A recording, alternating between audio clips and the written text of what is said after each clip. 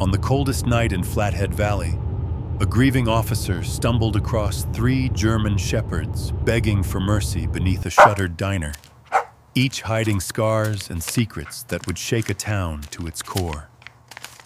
What drove these lost souls together in the storm, and what unseen force would risk everything to tear them apart? If you think you know what loyalty means, wait until you hear what happened next. Winter in Flathead Valley did not arrive gently. It carved itself into the land, heaping drifts of cold along the jagged teeth of the Rockies, laying a white silence over the pines and frozen roads that led in and out of the little town of Whitefish. On these nights, even memory seemed to move slower, as if the world itself were being kept in a state of suspended breath, waiting for something to break the stillness. Officer Gabriel Stokes guided his patrol car along a stretch of Highway 93, tires whispering over packed snow. The digital clock glowed 1:17 a.m.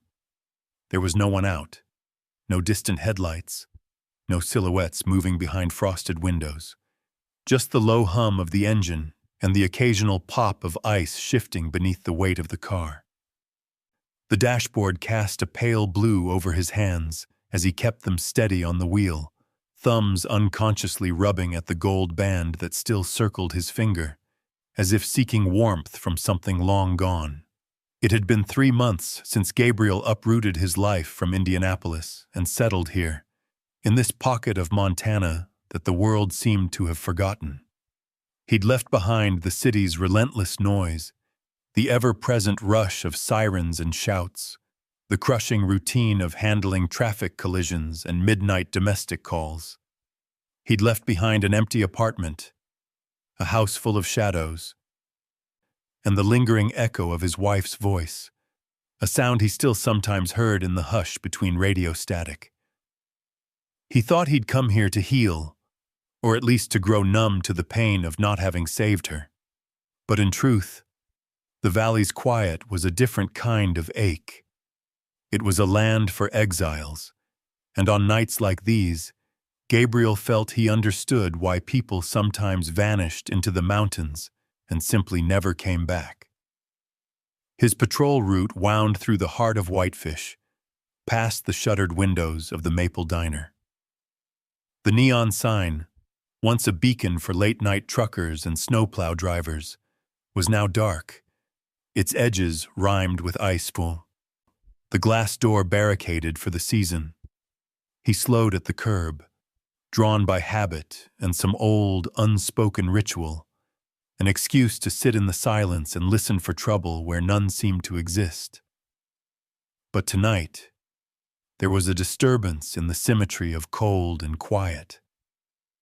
The beam of his headlights swept across the diner's entryway, and 3 shapes materialized out of the gloom, huddled low against the wind, pressed so tightly together they seemed to form a single shivering mass. It took Gabriel a moment to make sense of them. Dogs, German shepherds to be exact, the largest, with a coat as black as the burned-out diner sign and the heavy build of a working dog gone to seed, stood in front, a sentinel shielding the others. The scene felt almost staged by the storm itself. Snow swirling in pale arcs, 3 animals frozen mid-movement, their ribs sharply visible, their fur matted with ice. The 2 smaller dogs, puppies, surely not yet a year old, were little more than skin and bone, sides heaving with shallow, anxious breaths. Their eyes, caught in the light, glinted with something more than animal fear. A pleading, a question, the faintest outline of hope. Gabriel cut the engine and let the heater tick down into silence. The world outside was a frozen vacuum. He sat for a moment, hand resting on the door handle, struck by a memory so vivid it made his chest ache, the way his wife used to hum under her breath when she was cold, the way she would rub her arms and grin at him, telling him to be brave, it's only winter. But this was a different kind of winter. He stepped out into the wind, boots crunching on old ice, and drew his jacket tighter, badge catching the glow from the squad car's lights. Each breath burned in his lungs. The dogs did not move. The biggest, later he would know him as Atlas, stood rooted, shoulders rigid, blocking Gabriel's path to the pups.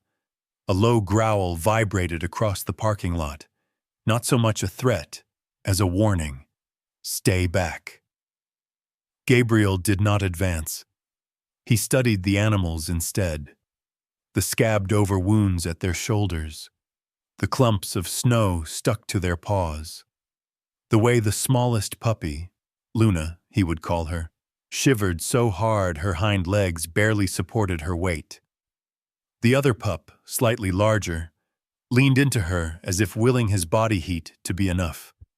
There was blood on the snow, a smear leading from the shadow of the diner's back steps. There were grooves in the ice where something heavy had been dragged. Gabriel's eye traced a length of rope, frayed and stiff, ending at a collar tag that looked half-melted, burned or cut away by someone in a hurry.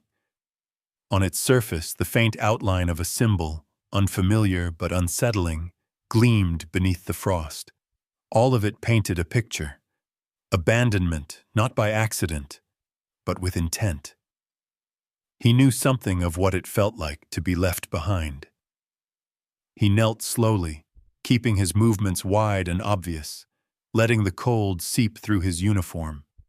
He set a folded blanket on the snow, laid down a strip of beef jerky from his glove compartment, and waited, waiting as the wind howled against the walls of the maple diner and the world spun on, uncaring, indifferent.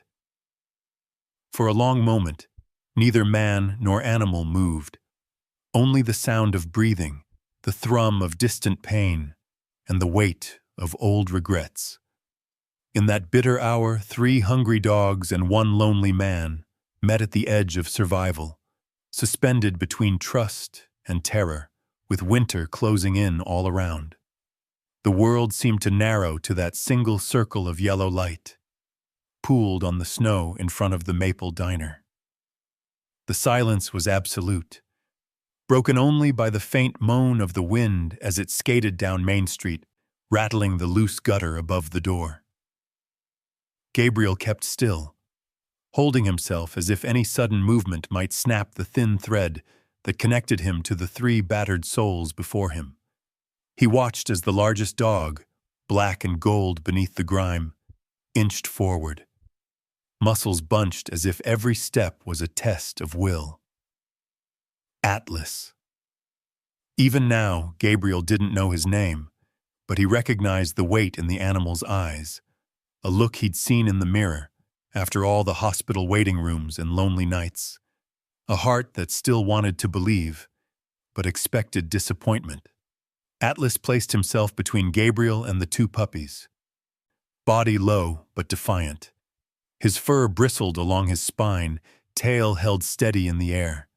Every instinct in the dog screamed protection. He was the wall, the last defense.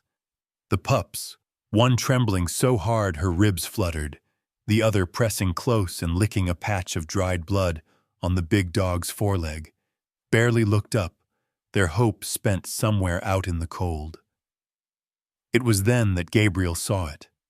A dark smear in the snow, blood gone black in the cold, dragged from the edge of the alley behind the diner. Another streak of red led to the battered metal trash can, where something, a struggle, a failed escape, had left the snow churned and pocked. The mark ended where the 3 dogs now stood, as if they had chosen this spot for its faint promise of warmth, or because there was nowhere else to go, and he scanned the scene for meaning, letting the details settle in his mind. The rope, chewed through and half-frozen, told a story of desperation. The collar tag, half-melted and scorched, suggested someone had tried to erase a name, a past. The pups were far too thin, bellies concave, their breath pluming in the dark like little ghosts. Atlas bore a fresh wound at the shoulder, angry and swollen. Someone, somewhere, had tried very hard to ensure these dogs would not survive the night. Gabriel took a slow step forward, hands open, posture soft. He crouched low, letting his breath fog out ahead of him, becoming another harmless presence in the cold. He set the food and water a safe distance away, then backed off, the hard plastic of his radio digging into his side. He waited. Atlas's ears flicked toward him, then back to the wind. At last, the big dog nudged the smaller pup, Luna, forward, a gentle, insistent gesture. She crept out, each step hesitant, then snatched a piece of jerky, her whole body quivering with the effort. The other pup followed, a little braver, then both darted back behind Atlas, chewing so fast Gabriel's heart twisted. Atlas didn't eat, not yet. He watched Gabriel, and Gabriel watched him, two exiles in a blizzard of old hurts. The snow thickened, falling in fat, silent flakes that stuck to Gabriel's collar and the dog's fur. Something about the stillness of it, the way it muffled even the sound of his own pulse, brought a memory flooding up. His wife on a night not unlike this, pressing a warm mug of tea into his hands, whispering, "We are not meant to be alone in this world." He blinked the thought away. That was when Gabriel noticed the second set of tracks, not the meandering, half-circular prints of hungry dogs, but the wide, deep tread of a truck or van, new, sharp-edged, barely dusted with snow. They led away from the diner, out toward the old service road that skirted the edge of Whitefish, vanishing into the darkness between the trees. He felt the fine hairs at the back of his neck stir, a prickling of intuition that was more than caution. Someone had dumped these dogs here, then watched to see what happened next. He scanned the horizon. Beyond the halo of his headlights, the night was thick and unreadable. The diner's windows were black, the buildings around them shuttered and silent. But deep in the pines, Gabriel saw it, a faint flicker of reflected light, as if someone had paused with a flashlight or the ghost of a cigarette. He listened hard and heard nothing. Only the snow, the breath of the dogs, his own pulse in his ears. Atlas stiffened, gaze snapping to the tree line. A growl rumbled in his throat, low and warning, and for a moment Gabriel felt as if they were both prey. He rose, not quickly, and moved to the trunk of his cruiser. There he pulled out an old blanket, 2 hand warmers, and a battered metal bowl. He laid them on the ground, a peace offering, a silent promise. He saw, too, the tag in the snow, charred at the edges, half melted, stamped with a symbol he didn't recognize. He slipped it into his pocket, glancing once more at the forest, heart thudding. The sense of being watched was almost physical. He knelt again, this time holding out the blanket. Atlas hesitated, but when Luna whimpered, he relented, nudging the pups forward and then settling on the edge of the fabric, muscles still coiled, eyes always on Gabriel. The snow was now falling in earnest, swirling in tight, frantic eddies. The world shrank to the 5 of them, 1 haunted man, 3 desperate dogs, and the darkness closing in. Gabriel knew what he had to do. He gathered up the pups, gentle as he could, letting Atlas see every movement. The big dog limped after them, never letting Gabriel out of his sight. They moved as one through the storm to the open rear door of the cruiser, 3 shadows folding into the warmth of his world, carrying every ounce of sorrow and hope with them. Somewhere in the darkness, an engine turned over and faded into the night. The battle lines, he thought, were being drawn. The cruiser's heater rattled to life, pushing the stale scent of old coffee and vinyl against the sharp chill that clung to Gabriel's bones. Inside, the air was warm but heavy with the musk of wet fur and fear. The two pups, Luna and Scout, were huddled on the blanket Gabriel had spread across the back seat, their bodies pressed so tightly together they seemed fused. Atlas, far too large for the space, stood braced in the footwell, head low, eyes pinned to Gabriel with a relentless wariness. For a long moment, no one moved. Gabriel sat in the driver's seat, engine idling, hands still shaking faintly as he rubbed warmth into his palms. He could feel the enormity of this choice, what it meant to pull three half-wild, wounded creatures out of the snow and into his care.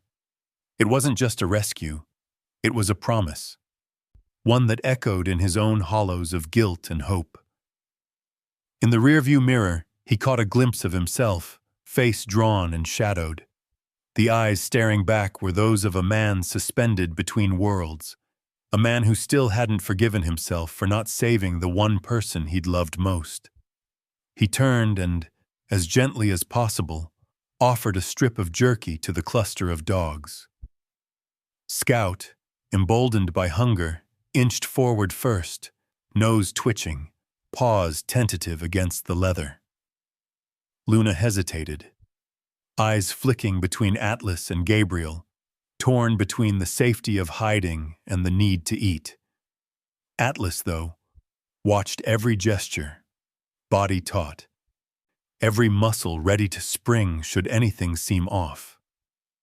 Only when Gabriel leaned back, hands open and unthreatening, did Atlas nudge the pups forward, silent approval passed in the way only a leader can give. Gabriel could see, in the way the big dog moved, a flicker of training buried beneath the desperation, the way he placed himself between the young and any perceived threat, the way his ears tracked every sound outside, every flicker of Gabriel's hand. This was not a stray. This was a dog who had once known the rules of partnership, of purpose.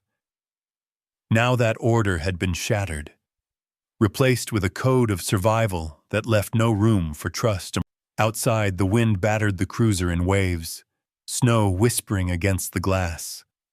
Gabriel forced himself to breathe slower, anchoring himself to the rhythm of the storm. He knew from years of coaxing frightened animals and lost souls from ledges that trust was not earned by force but by presence. He stayed unmoving, murmuring nonsense into the air, soothing syllables, low and rhythmic, not meant to communicate meaning, but to signal, I am still here. I am not leaving. After a while, the pups began to eat in earnest, noses buried in the blanket, as if trying to inhale the last warmth from the fabric. Luna's body trembled less with each mouthful, Scout pausing every so often to lick at Atlas's wounds, a small, unconscious gesture of comfort. Gabriel watched the scene unfold and felt something loosen in his chest, the tiniest spark of hope flickering in the gloom. Atlas at last accepted a morsel from Gabriel's palm, his jaws closing around the food with a surprising gentleness. For a heartbeat, Gabriel felt the dog's hot breath on his skin, the sandpaper scrape of a tongue, and something passed between them, fragile as glass, but real. The pups, emboldened, pressed against Atlas's sides, small bodies burrowing into the warmth of their protector. The ritual of eating, of sharing, was older than any badge or uniform Gabriel had ever worn. He looked out the window, watching the diner fade into the night, and wondered about the hands that had chained and discarded these animals. Who were they? What darkness drove someone to destroy loyalty, to tear apart bonds that, in their purity, seemed almost holy? The question settled over him like a fresh layer of snow, quiet and cold. As the minutes crawled by, Gabriel's mind began to drift, half lulled by exhaustion and half alert to every sound. Somewhere in the back lot, a metal sign creaked, swinging on its rusted chain. The wind keened, then fell away, leaving only the pulse of the heater and the soft, wet breaths of the dogs. He checked his phone for messages. None. The world outside might as well have stopped turning. At last, when he was certain the dogs would not bolt, Gabriel opened the passenger door and stepped into the storm. He walked around to the back, retrieving an old flannel shirt and an insulated water jug from his trunk. The act of preparing a nest for the lost and broken felt sacramental, a way to atone, perhaps, for every life he couldn't save. Inside again, he worked quietly, placing the shirt over Luna and Scout, filling a bowl with water and setting it at Atlas's feet.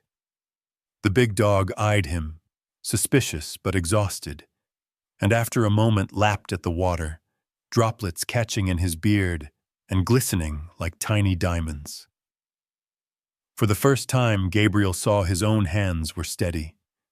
He sat back, letting his body rest against the seat, and closed his eyes. The old wounds, the jagged grief of losing his wife, pressed close.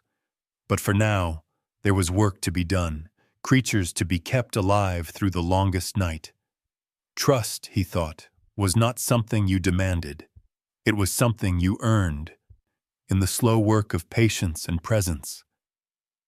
It was then, just as Gabriel allowed himself to relax, that a sharp sound cracked through the calm, a distant alien noise from the line of trees beyond the diner. Atlas sprang up, hackles high, a warning growl rattling the windows.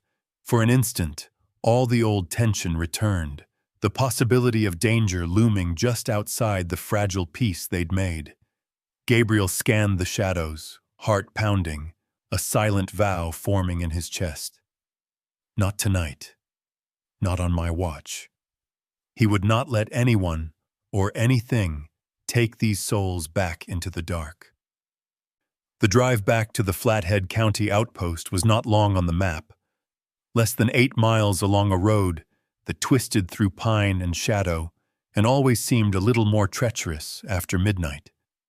But tonight, as the storm thickened, the world outside Gabriel's windshield seemed to shrink with every passing mile, and the headlights caught only the swirl of snow and the blurred outlines of trees crowding in close. His hands tightened on the steering wheel, the only sound the steady sweep of wipers and the slow, anxious breaths of the dogs behind him. Atlas stood sentinel in the back, his body angled so he could see out the window and keep an eye on Gabriel both. The 2 pups, now cocooned in the flannel and Gabriel's old shirt, pressed together in a pile of trembling fur. The scent in the cruiser was sharp: fear, dog, cold sweat, and something metallic beneath it all. Gabriel kept glancing in the rear view, half to reassure himself that the dogs were still there, half to catch a glimpse of any change in Atlas's posture. The big dog's ears flicked at every sound, alert, ready. The first few miles passed in silence. Gabriel's mind spun with what he'd seen back at the diner: the rope, the blood, the burned tag, the unnatural way the dogs had been dumped and left to die. He wondered, not for the first time, if he'd crossed an invisible line by taking them in. He thought about protocol, about how it would look in the morning to the higher-ups. A recently transferred officer, already straying off the path, already drawn to trouble. But none of that seemed to matter now. He felt the old stubbornness rising in his chest, the same stubbornness that had once made him drive through a tornado to get to his wife's hospital room, that had made him argue with doctors, refuse to leave her side until the very end. Somewhere behind him, the radio crackled, dispatch chatter, an alert about a jackknifed truck out on Route 2, a domestic dispute at a trailer park outside Kalispell, the mundane calls of night. But Gabriel's eyes kept straying to the side mirror, watching the dark ribbon of road unspool behind him. At first, he thought it was just a trick of the storm, a glimmer of light, distant, indistinct, reflected in the corner of his mirror. But as the cruiser rounded a curve, the light appeared again, 2 pinpricks, low to the ground, gaining on him. Headlights. He checked his speedometer. He was crawling, cautious on the ice, but the other vehicle was matching every turn, every dip, not close enough to be a threat, but close enough to be noticed. Gabriel felt the skin on his neck prickle. Out here, this late, in this weather, there was no reason for anyone to follow him. The thought burrowed under his ribs. He let his foot off the gas and watched the headlights respond, slowing, maintaining distance, a shadow trailing in the storm. Atlas must have sensed it too. The big shepherd's head lifted, nostrils flaring at the crack of wind that snuck in around the windowsill. His tail stiffened, a low, questioning sound in his throat. Gabriel forced himself to focus, eyes darting from the road to the mirror. The blizzard gave cover to anything or anyone. He pictured the burned tag in his pocket, the deep tire tracks at the diner, the way someone had tried to erase every trace of these dogs' former lives. A crossroads loomed, left to the heart of Whitefish, right to the county outpost, a narrow 2-lane that wound between dark woods and the invisible line of the old railroad. Gabriel signaled, waiting for the trailing car to show its intent. The headlights hovered, then vanished behind a ridge. For a moment, he thought maybe he'd imagined it. But as he turned onto the service road leading to the station, the lights reappeared, farther back but unmistakable, keeping pace. The dogs felt the tension rise. Luna whimpered and curled into Scout, who pressed his nose against the glass, watching the world flick past in smeared streaks of gray and white. Atlas shifted closer to Gabriel, pressing his flank against the seat, a steady weight. The station appeared at last, lights burning up on the garage bay like beacons. Gabriel didn't hesitate. He pulled into the lot, killed the headlights, and watched through the falling snow as the trailing vehicle slowed, then rolled past, its taillights vanishing in the storm. He waited, listening to the ticking engine, the rise and fall of canine breath, the wild beat of his own heart. It was quiet again, but the sense of being hunted lingered like a cold thumb on the back of his neck. He moved quickly, scooping Luna and Scout into his arms, cradling them against his chest as he hurried inside. Atlas followed, limping but silent, never taking his eyes off Gabriel or the darkness beyond the lot. The garage was a concrete shell, chill and echoing, but it was shelter. Gabriel laid out the blanket and shirt, turned on the old space heater, and arranged the dogs in a nest of warmth. He locked the doors, checked the windows twice. The storm raged outside, hammering the roof. For a brief moment, the only world that existed was the small pool of light in the garage. 3 dogs, 1 man, and the promise that, at least for tonight, no more harm would come. He pulled out his phone and thumbed Meredith Quinn's number, voice low but urgent as he left a message for the local vet, the only person he trusted, the only one in town with a heart as battered as his own. He hung up, sank down beside the dogs, and waited for help, his mind replaying every strange detail, every threat, every silent question the night refused to answer. Outside, The trailing car had vanished. But Gabriel knew better than to think the danger had passed. The battle for trust had only just begun. The old garage behind Flathead County's outpost wasn't meant for healing. It smelled of motor oil and sun-warmed concrete, with stacks of forgotten file boxes leaning against chipped cinder block walls. But tonight, in the blue hush before dawn, it became a sanctuary. A patch of warmth carved out of the storm, a place where secrets and pain hung heavy in the quiet. Atlas lay on his side, breath shallow, legs twitching with the last tremors of exhaustion. Luna and Scout were curled tight against his ribs, their little bodies finally slack with sleep, as if the safety of Gabriel's presence had briefly loosened the grip of fear. Gabriel sat on an overturned bucket, elbows braced on his knees, head bowed. He listened to the soft sounds of dogs settling in, and to the storm howling beyond the walls. For the first time in months, he wasn't thinking about what he'd lost, but what he might still save. A knock rattled the back door. Gabriel rose, shoulders tense, and peered through the warped glass. Dr. Meredith Quinn stood outside, bundled in a heavy wool coat, snow in her hair, her medical kit clutched against her chest.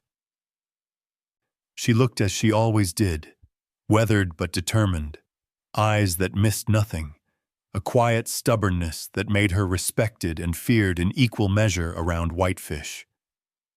Gabriel let her in without a word. Meredith didn't speak at first. She set down her kit, knelt beside the dogs, and ran gentle hands along each trembling body. Her fingers were skilled and steady, palpating ribs, checking paws, lifting ears to peer at scars old and new. When she found the burn on Atlas's shoulder, she drew in a slow, careful breath. She traced the rough, puckered skin with her thumb, then turned her attention to the pups. Luna winced when Meredith touched a raw patch at her ankle, an old rope burn, Gabriel guessed. Scout flinched at the pressure on his hind leg, but leaned into the vet's palm as if he understood help had finally come. "Someone tried to erase their history," Meredith murmured, voice roughened by cold and fatigue. She pointed to a faint line just under Atlas's fur, a place where a microchip might once have sat, now a knotted scar. He was chipped. Not anymore. That's surgical, rushed, but professional. She examined the pups, shaking her head. Both were tied up for a long time. The swelling's recent. Whoever had them, they didn't care if they survived the cold. Gabriel felt the old anger return, a low heat under the skin, too tired for rage, too persistent to fade. He showed her the scorched tag, turning it over in his hand. The symbol, a triangle within a circle, marked by what looked like stylized mountain peaks, was unfamiliar, but Meredith's eyes narrowed. "That's SAR, she said, voice barely above a whisper. "Search and rescue. Used to be a training camp out by Glacier Park. Shut down after an accident last year. They took in strays, trained them hard. Some said too hard. Then a boy died in a snowslide on a mission. Place closed overnight." No one saw the dogs again. Gabriel glanced at Atlas, who now watched them with one golden eye open, his gaze wary but unflinching. "He moves like he's done this before," Gabriel said, as much to himself as to Meredith. "Protect, defend, keep the little ones alive. Someone didn't want him to come back." Meredith cleaned and dressed Atlas's wound, her touch gentle but businesslike. She checked Luna and Scout, murmuring soft encouragement as she wrapped their paws. "They'll make it, if they get rest and food. But that wound," she nodded at Atlas, "that's recent. It didn't happen in the snow." Gabriel's mind raced, piecing together the details. The tire tracks, the following car, the way the dogs had been dumped, not lost. This wasn't neglect, he said quietly. This was deliberate. Someone tried to make sure they disappeared. He thought of the scraps of evidence, a frayed rope, a burned tag, the angry red gash on Atlas's shoulder, and a sense of duty coiled inside him. This was more than a stray dog rescue. This was a crime, and it was his to solve. As Meredith repacked her kit, Scout disappeared beneath an old shelving unit, rooting among the dust and cobwebs. Moments later, he emerged, something clenched in his mouth, a crumpled scrap of paper, stained with oil and the faintest trace of blood. Gabriel took it, smoothing the fragile sheet with careful fingers. On one side was a half-erased serial number. On the other, a single desperate plea in jagged handwriting. "Don't let them take Atlas." Meredith read it, her lips tightening. "That's not from an animal lover," she said. "That's a warning." A new fear grew in Gabriel's chest, a sense that the danger was not over, that the shadow trailing them through the blizzard was closing in. But as he looked at the dogs, battered and shivering but still alive, he made a quiet vow. He would not abandon them to the darkness. He would find out who had hurt them and why, no matter what it cost. Somewhere outside, the wind rose, rattling the garage door in its frame, a reminder that the world beyond their fragile sanctuary was wide, wild, and full of secrets yet to be unearthed. When morning came, it was pale and iron cold, the sky the color of unpolished silver, the storm finally retreating but leaving behind drifts that half-buried the county outpost and sheathed the pines in heavy white.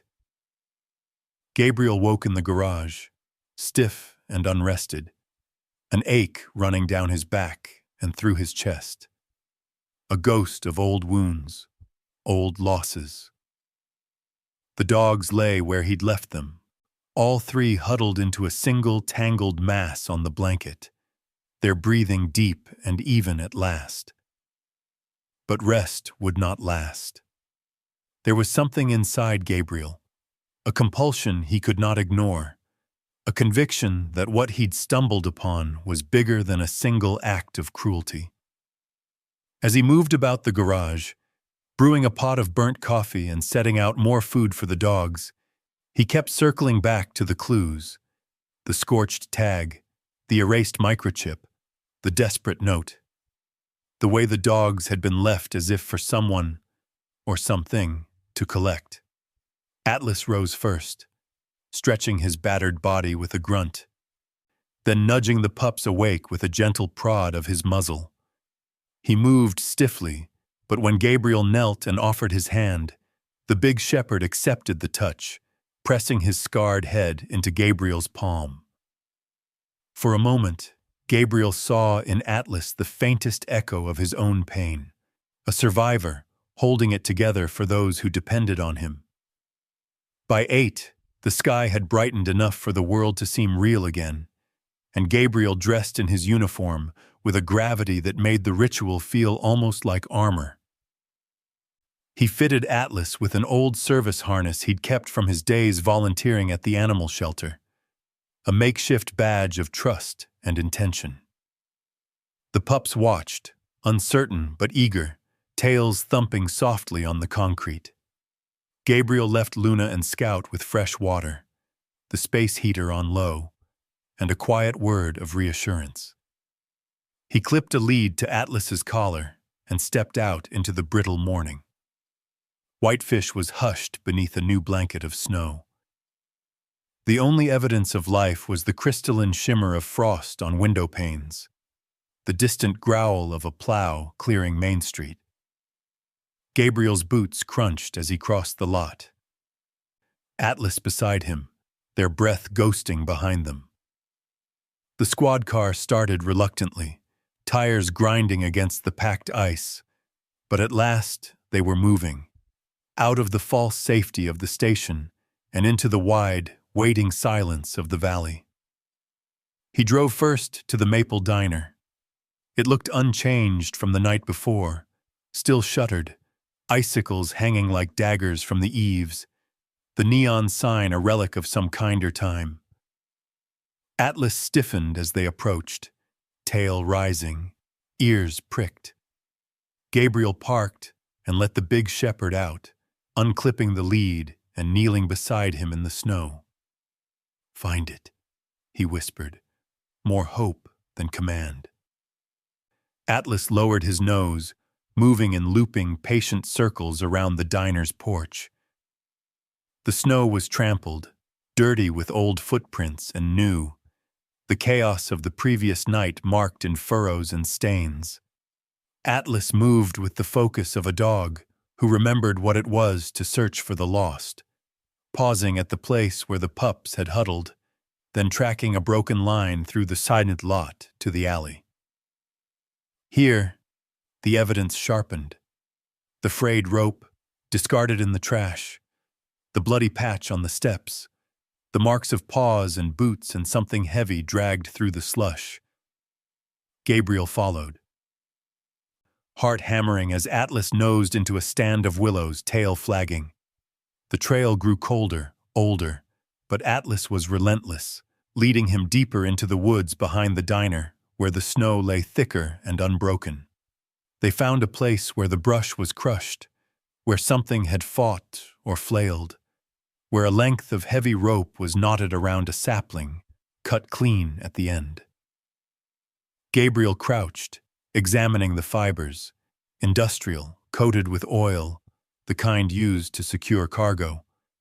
A sudden crack echoed in the distance, a gunshot, sharp and unmistakable, cutting through the muffled quiet.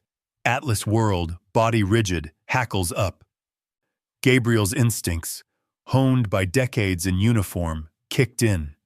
He grabbed Atlas by the harness, dragging both of them low into the brush. Snow burst around them, a hiss of powder and adrenaline. Another shot rang out, closer this time, shattering the branch above his head.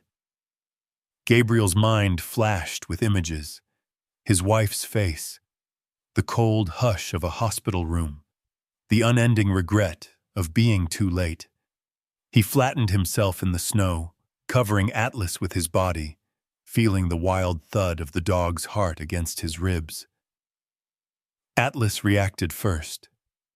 With a speed born of training and terror, he wriggled from beneath Gabriel and circled, barking furiously, eyes trained on the distant tree line. In that instant, a third shot split the air, missing, but closer. Gabriel crawled, hands numb, dragging Atlas into a cleft between two rocks, their bodies pressed into the frozen earth. He waited, counting breaths, until the woods fell silent again. For a moment, time itself seemed to freeze. Gabriel felt the truth settle on him with the weight of snow. This was not a simple case of neglect or abandonment. Someone was hunting these dogs. Someone was willing to kill to keep secrets buried. The world grew quiet, the wind sighing through the pines, the taste of fear sharp in Gabriel's mouth. He held Atlas close, feeling the dog's shuddering breaths, the mutual understanding that passed between them. They had crossed into a deeper wilderness now, a place where the rules of mercy and law no longer applied. When at last they crawled out of the rocks, Gabriel's knees and hands burned from the cold, his mind racing with questions. He knew they couldn't go back. Not yet. There was more to uncover, and the truth, whatever it was waiting for them in the darkness beneath the snow. He clipped Atlas's lead and hurried back to the car, every nerve raw, every sense sharpened. In his chest, dread and resolve burned side by side.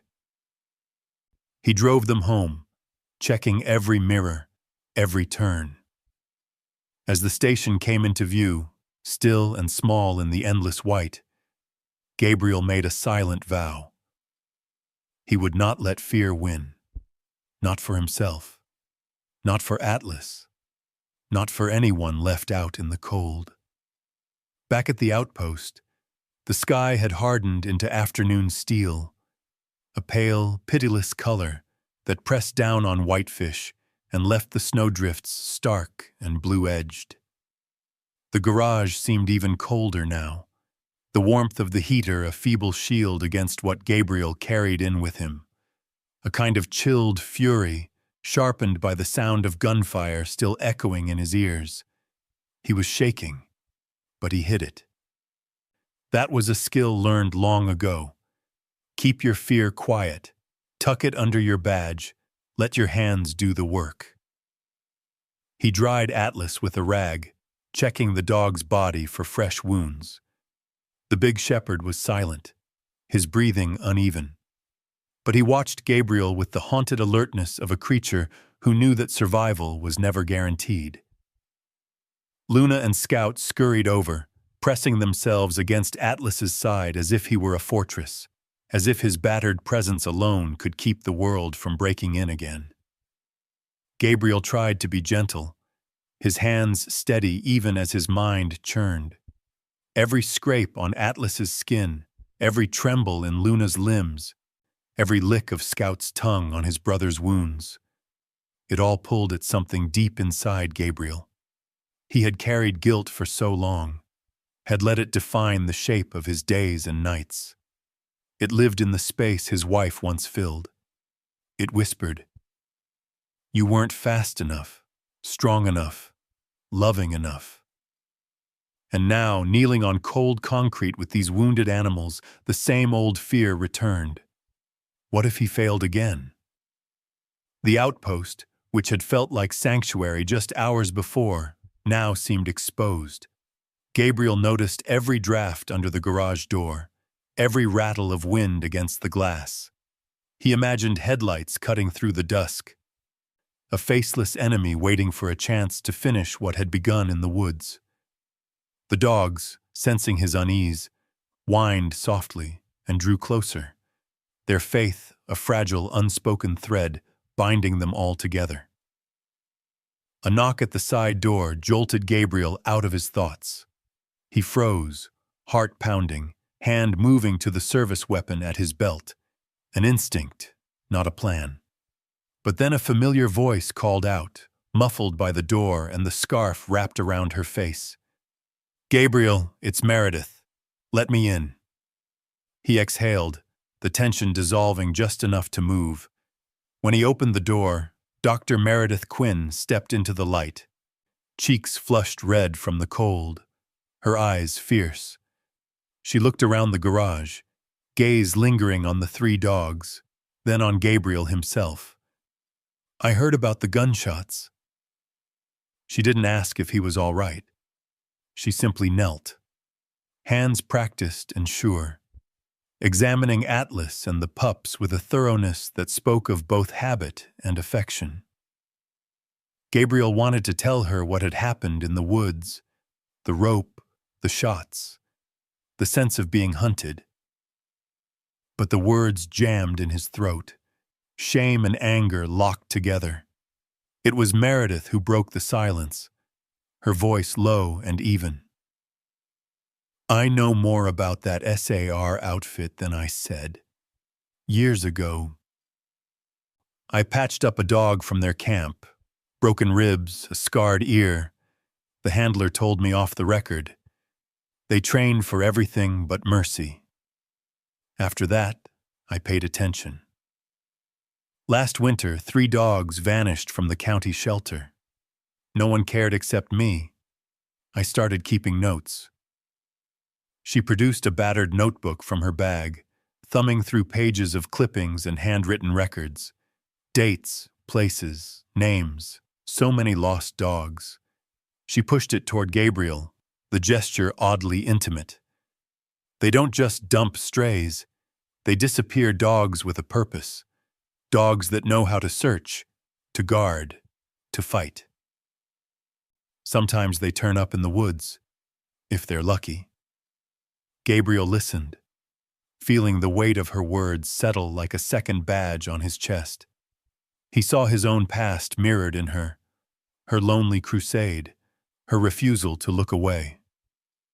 The years since his wife's death had been spent running from pain, avoiding connection, trying to outlast the ache. But here was Meredith, battered but standing, refusing to be silent. He wondered, not for the first time, if broken people didn't somehow recognize each other. Outside, the storm was rebuilding, the wind scraping snow across the lot. Inside, the heater's fan hummed. The dogs slept, bellies pressed to the floor, Atlas's head resting on his paws at last.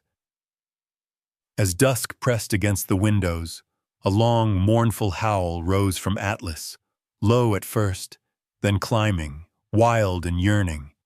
It filled the garage, vibrating through the floor, making Gabriel's skin prickle with the memory of every funeral, every empty night. For a moment, it seemed as if Atlas was calling for something that could never return. A lost handler, a vanished home, a world where no one was left behind. Gabriel sat back, hands trembling. He remembered the first time he had failed to save someone, the bitter taste of helplessness. He remembered the vow he'd made then, never again. But vows, he knew, were easy when the world was simple. Now, holding Meredith's notebook, hearing Atlas's howl echo his own grief, he understood. There were no guarantees. There was only the work. Protect the living, honor the lost, keep faith with those who still believed in you. The decision crystallized, sharp as the wind outside. Gabriel would protect these dogs, whatever it cost. He would not abandon them to another cruel silence. And if that meant risking his job, his safety, so be it. He stood and met Meredith's gaze.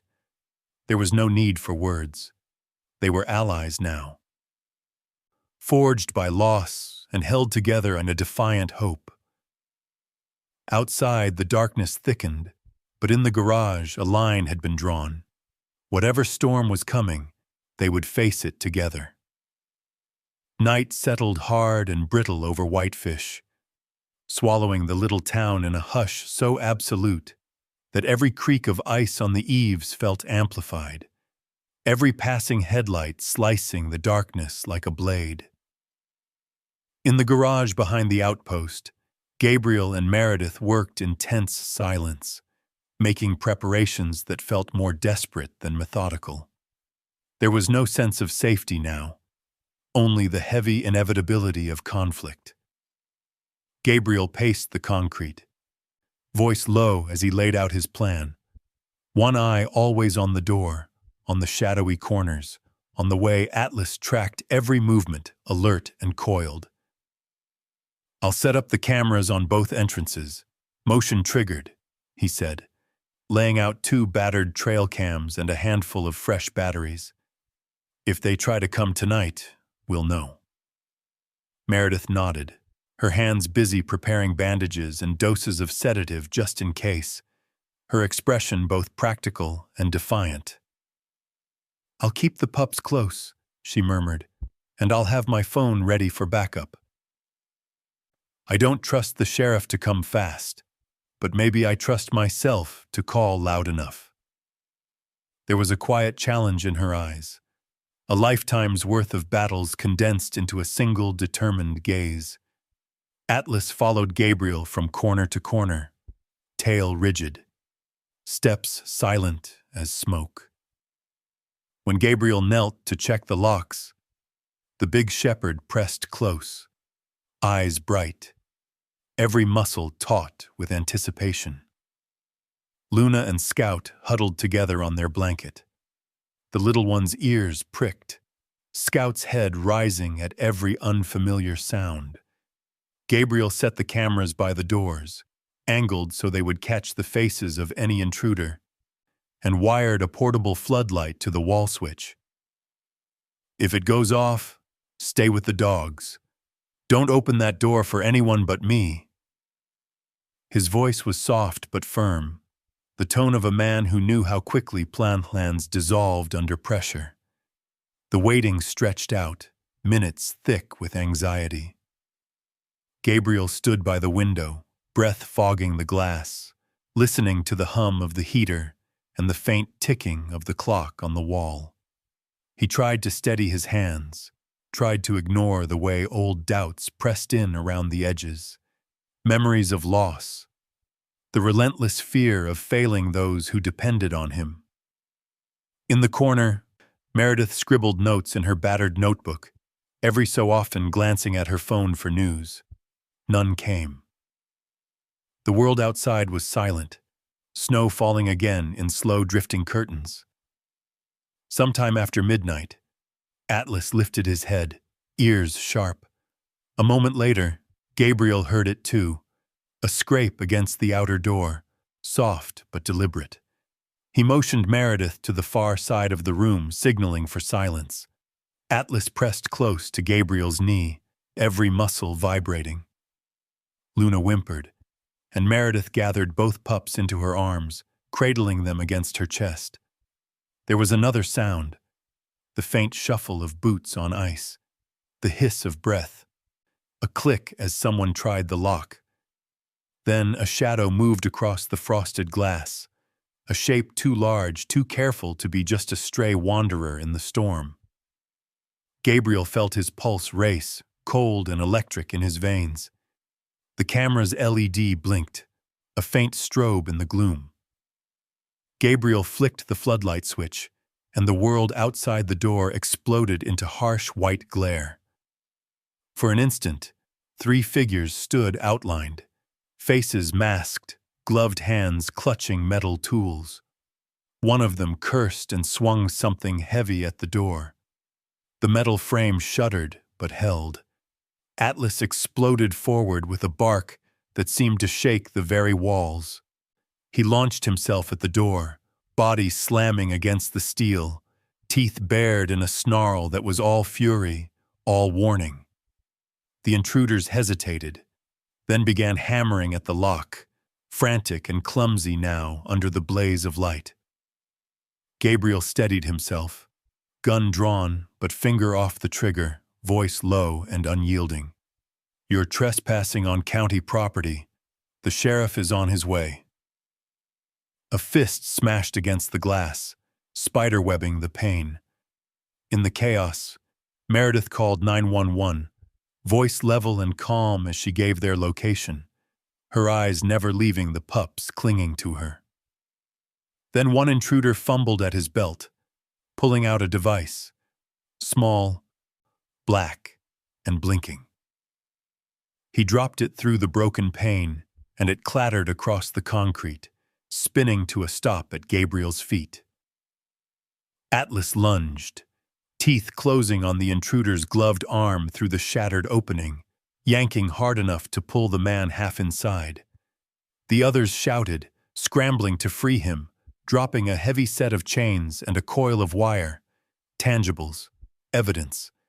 The man wrenched free, leaving behind a torn jacket and a trail of blood on the door. The group bolted, the crunch of their boots retreating fast into the storm. Gabriel locked the door again, breath coming hard, adrenaline still burning in his chest. Atlas barked once more, chest heaving, eyes bright with victory and warning. Luna and Scout cowered for a moment, then crept out, tails tucked, to press against his side. Gabriel gathered up the device and the chain, evidence now, cold and heavy in his hands. He checked the cameras, which had caught the faces, briefly unmasked, of at least 2 men. He called the sheriff's direct line, his voice sharper than it had been in months. "This wasn't a prank. This was a hit. I need deputies now. I have evidence and suspects." He knelt and pressed his hand to Atlas's head, meeting the dog's eyes. "You did good. You protected your family." Meredith crouched beside him, her hand on his shoulder, her face drawn but resolute. "They'll be back," she whispered, "but so will we. This isn't over." In the harsh light, surrounded by the debris of violence and the steadfast presence of the dogs, Gabriel felt a new resolve kindling in his chest. Tonight, the storm had come for them, and failed. But morning would bring a reckoning. Morning broke with a brittle blue clarity. A thin mist hovered over the valley, drifting above the frozen fields and woodlots that rimmed the edges of Whitefish. For the first time in days, the clouds had retreated, exposing distant peaks glazed in sunlight. But the beauty felt fragile, too quiet, too expectant, as if the world itself were holding its breath.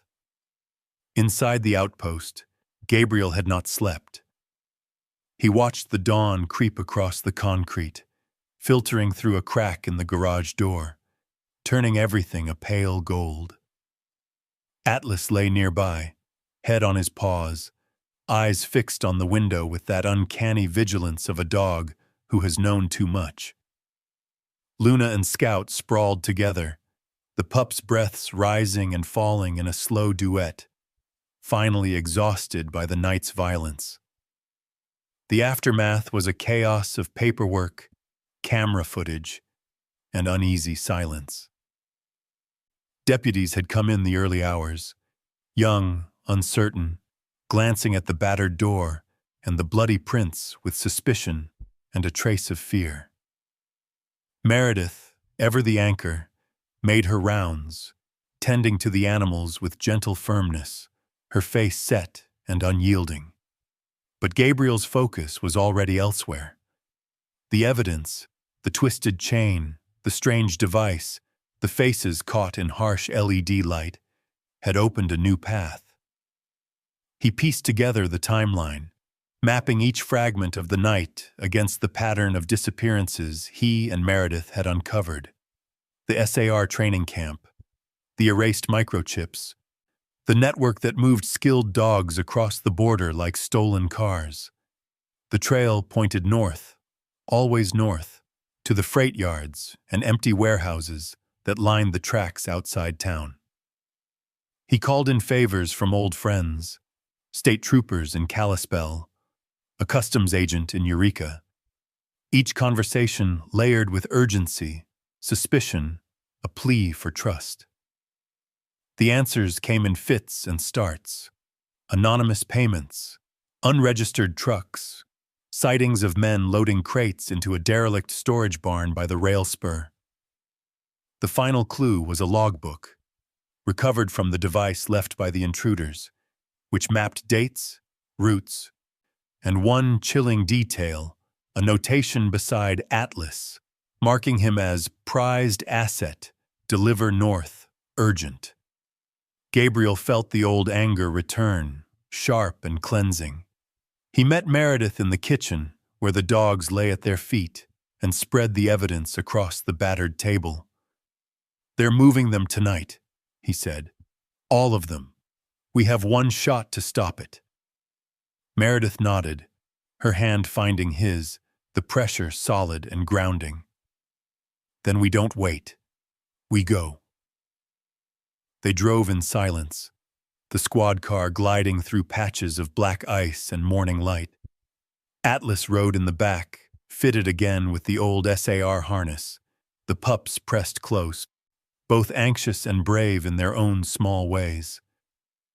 Meredith scanned the horizon for headlights, for trouble, her mouth set in the same line Gabriel had seen the night before his wife died, when hope was the only thing left.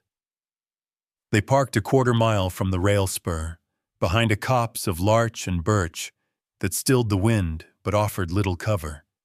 In the distance they could see it, a long, low warehouse, squat and ugly, ringed by a makeshift fence. Trucks idled near the loading dock, exhaust pluming in the cold.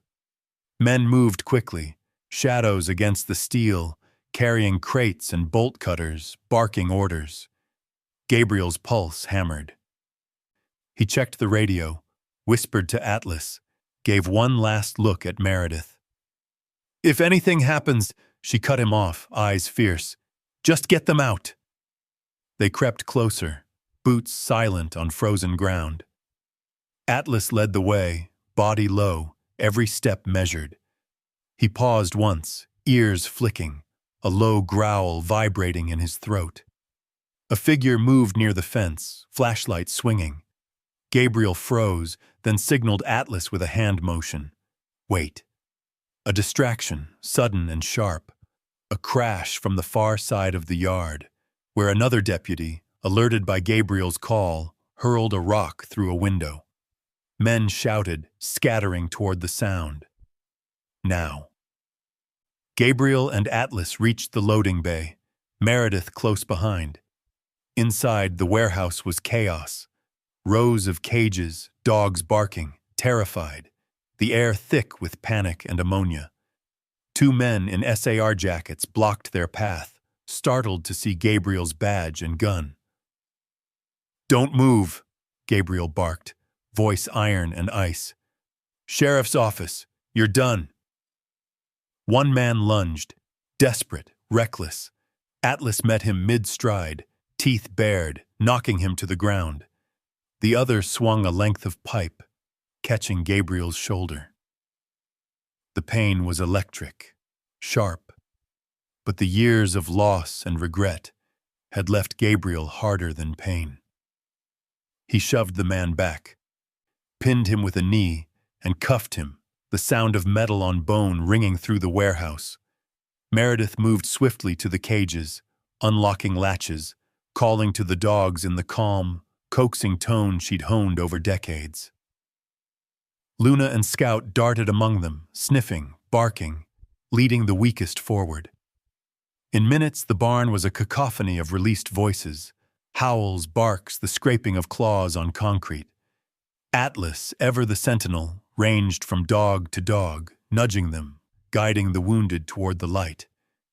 Gabriel met his gaze once, just a flash, an old bond reigniting, and felt the sting of tears he couldn't afford to shed. Sirens wailed in the distance, reinforcements at last. The criminals were rounded up, the evidence secured, and one by one the rescued dogs were herded into waiting trucks, bound for the shelter, for warmth, for life. In the aftermath, Gabriel slumped against the wall, shoulder throbbing, heart racing. Meredith found him there, pressing a hand to his wound, her touch gentle, anchoring. "You did it," she whispered. "No," Gabriel said, voice thick. "We did." He looked at Atlas, at Luna and Scout, at the ragged line of survivors, and for the first time in years, he felt something give inside him. A weight lifted, a darkness scattered. Tonight, they had won. Not just a battle, but the right to hope again. The days that followed seemed to breathe with new light, as if Flathead Valley itself had been scrubbed clean by storm and rescue alike. Winter clung stubbornly to the pines and rooftops, but the cold felt changed, less like a sentence, more like a memory. At the county shelter, cages once filled with trembling bodies now stood open, their occupants sprawled on heated mats, belly up to the morning sun, or clustered in sleepy, trusting heaps. Gabriel moved through it all like a man remade. He wore the bandage on his shoulder with quiet acceptance, a badge that marked not only the violence endured, but the choice to step forward, to risk, to care. His presence became a fixture at the shelter. Some mornings, townsfolk would find him out by the fence at dawn, sipping coffee from a dented thermos as Atlas, Luna, and Scout patrolled the yard, a trio of sentinels who never forgot what it meant to watch over the vulnerable. The news spread beyond Whitefish, then across Montana, then far further, carried by videos and photographs and the simple magic of word of mouth. People wrote letters, handwritten, trembling with gratitude. Some sent blankets, food, hand-carved dog tags engraved with messages of hope. In the local diner, a faded photo of Atlas, standing tall on the shelter's porch with Luna and Scout at his side, became something of a shrine. Kids pressed their noses to the glass, tracing the shapes of the dog's scars, whispering stories about heroism and second chances. Meredith, once solitary by habit and hurt, found herself surrounded each day by helpers, teenagers who showed up to learn animal care, retirees who baked treats and built new kennels, families who asked quietly about fostering. She became the center of a quiet current of healing, her sharp wit balanced now by a kind of peace that radiated out in ripples, softening old grief. For Gabriel, the change was quieter, but deeper still. Nights no longer gnawed at him. The memory of his wife, her smile, the warmth of her hand, had softened. Grief no longer drowned him. It became instead a silent companion, a reminder to say yes when it mattered most. Sometimes, when the house grew still and the sky burned lavender over the lake, he'd feel Atlas press close, Luna tucked beneath his arm, Scout curled at his feet. In those moments, he understood. Every rescue was a two-way street. You save what you can, and sometimes, by some small miracle, it saves you right back. As spring crept toward Flathead, the town gathered on the shore of the lake for a celebration. A gesture of gratitude not just to Gabriel, not just to Meredith, but to the dogs who had led them all out of winter.